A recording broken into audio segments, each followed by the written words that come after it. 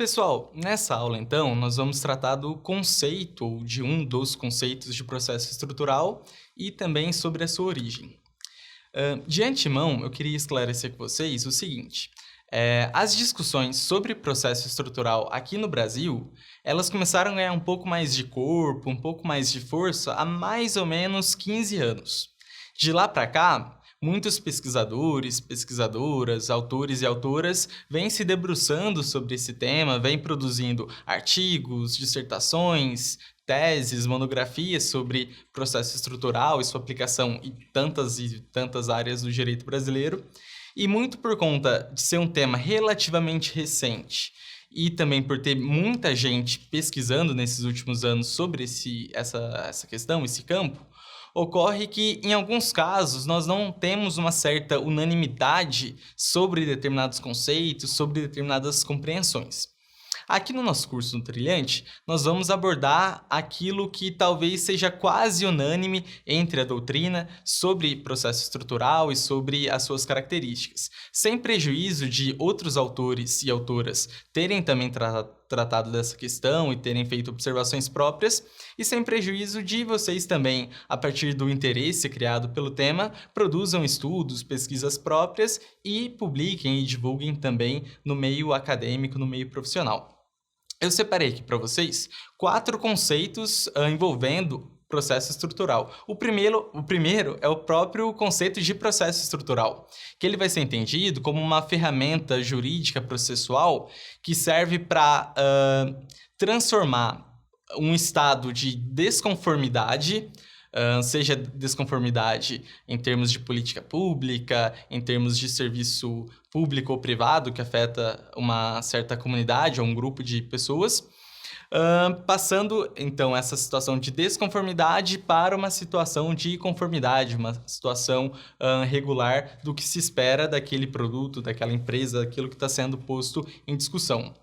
O processo estrutural, então, ele tem uma natureza de transição, ele é uma ferramenta jurídica processual para transformar ou para transicionar aquilo que está em desconformidade em um problema estrutural numa solução ou numa resposta adequada, duradoura e permanente desse problema. Falando em problema, o segundo conceito que eu queria apresentar para vocês é o próprio de problema estrutural. O problema estrutural ele vai ser um problema de uma contínua e um significativo estado de desconformidade de de uma determinada política pública, de uma determinada situação. O problema estrutural, pessoal, ele não vai ser algo pontual, algo específico. O professor Edilson Vitorelli ele dá o exemplo de que se você chega na farmácia e tem uma placa lá falando que você especificamente não tem direito a receber um determinado medicamento, isso não é um problema estrutural, isso não é um problema significativo do ponto de vista da sociedade, porque isso só está atingindo uma pessoa específica. Ele passa a ser um problema estrutural quando a estrutura, toda uma política pública, todo um serviço, ele não está em conformidade, ele não está sendo executado, preparado naquilo que se espera. O terceiro conceito que eu trago aqui é o de pedido estruturante, que ele vai marcar os processos estruturais no sentido de que o pedido estruturante ele vai ser aquele pedido, em alguns casos mais genérico, em alguns casos um pouco mais específico, quando for possível, para resolver esse estado de desconformidade e criar uma certa preparação, uma certa transição para um estado de conformidade. Então, ele vai ser um pedido mais programático, digamos assim. E no final, eu apresento também o conceito de decisão estrutural ou decisão estruturante, que é aquela que, primeiro, vai reconhecer o estado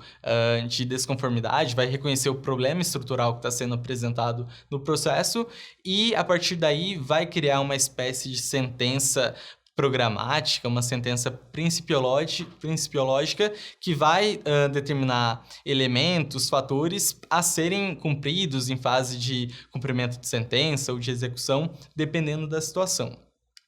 Por mais que esses 4 conceitos eles sejam relativamente amplos ou até de difícil compreensão, talvez analisando cada caso a caso, nós vamos verificar que ao longo aqui do curso, esses conceitos eles vão ser melhor trabalhados, melhor discutidos, e a partir daí vocês vão conseguir fazer essa relação entre uma aula e outra e vai tudo se encaixar. Beleza? Focando sobre o processo estrutural, eu apresento também algumas características predominantes, que a doutrina majoritária, o Fred Didier, o professor Zanetti, e em alguns casos também o professor Edilson Vitorelli vão concordar sem prejuízo de eventuais mudanças ou adaptações de um autor para outro.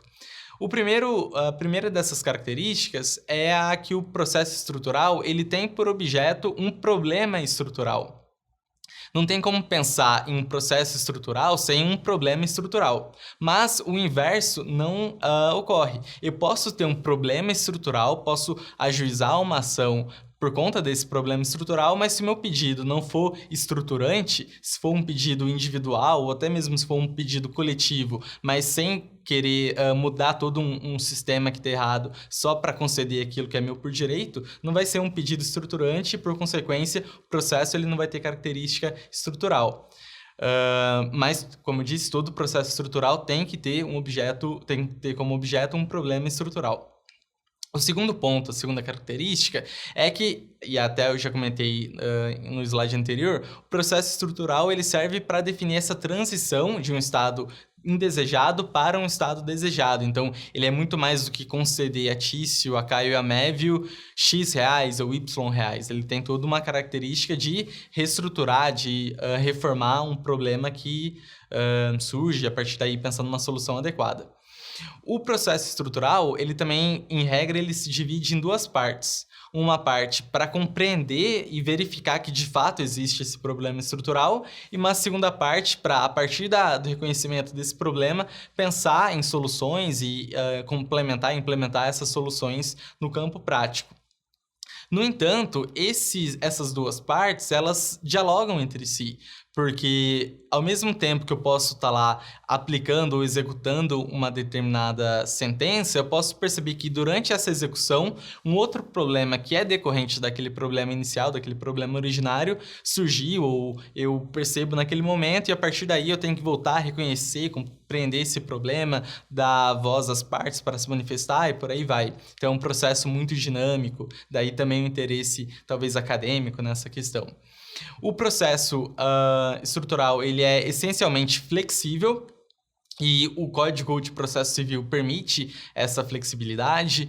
artigos 68, 69, 190, 356 e por aí vai. O Código de Processo Civil permite essa flexibilidade justamente por entender que um código estático não conseguiria compreender todas as dinâmicas da sociedade e também como essa dinâmica social, essa complexidade social vai se manifestar nos processos. E, por fim, a gente também pode classificar o processo estrutural como um processo necessariamente pautado na consensualidade. É impossível pensar em implementação de uma política pública reestruturada sem ouvir as partes que vão executar essa política pública, que vão ser assistidas por essa política pública, que vão participar do seu desenvolvimento, da sua fiscalização, seja na parte da implementação, seja na parte da própria compreensão do problema. Além dessas 5 características predominantes, nós temos outras características também que valem a pena serem mencionadas. A questão da multipolaridade, então o processo estrutural ele envolve múltiplos polos, tanto na parte autora como na parte ré. Pode ser que várias empresas ou várias pessoas jurídicas ou naturais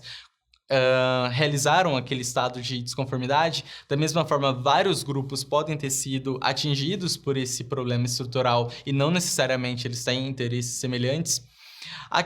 Uma outra característica também do processo estrutural que vale a pena comentar é a questão da complexidade. Complexidade entendendo que o processo estrutural pode ter mais de uma solução adequada e aí a parte de dificuldade do magistrado compreender qual vai ser a melhor solução para aquele contexto, pensando que pode existir mais de uma adequada. E a doutrina, né, se a gente for pesquisar tanto a doutrina nacional quanto internacional, também vai apresentar características próprias que vão variar aí de autor para autor, mas eu optei por trazer as principais aqui para vocês. E para encerrar a aula, falando brevemente sobre as origens do processo estrutural,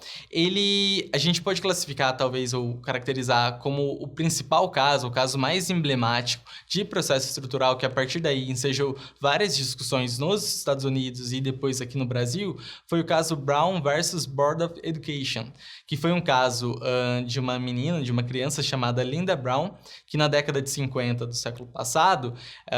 ela, né, os pais dela ingressaram com uma ação na Justiça dos Estados Unidos, se não me engano, no estado de Kansas, para que ela,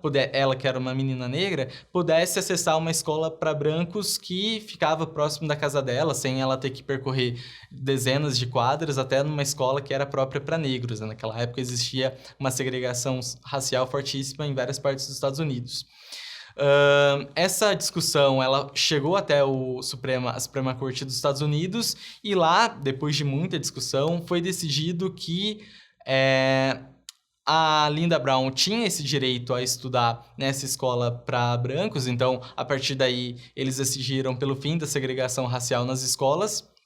Isso gerou um efeito cascata, porque o sistema educacional público e privado dos Estados Unidos não estava preparado para toda essa mudança, principalmente o sistema público, né, que foi atingido por essa decisão. Vários professores se recusavam a dar aulas para alunos negros e a partir daí começou a se pensar numa reestruturação da preparação dos professores, preparação das escolas, construção de mais escolas. Então foi uma decisão que a partir dela, outros provimentos em cascatas geraram, ou foi exigido que gerassem, né, que ocorresse essa implementação difusa dessas decisões estruturais de mudança da estrutura do sistema de educação dos Estados Unidos. Além desse caso, nós temos também um exemplo que vem da Corte Constitucional colombiana de reconhecimento do que eles chamam de estado de coisas inconstitucional, em discussões vastas na jurisprudência colombiana, e a partir desse reconhecimento de um estado de coisas inconstitucional, partia-se para reestruturação desse estado de coisas para que partisse desse estado de inconstitucionalidade e chegasse no estado adequado de constitucionalidade. E essa teoria, essa lógica também foi implementada aqui no Brasil e é utilizada também na doutrina relativa a processo estrutural. Pessoal, foram essas as observações dessa aula. Nos vemos na próxima aula, espero que continuem aqui conosco.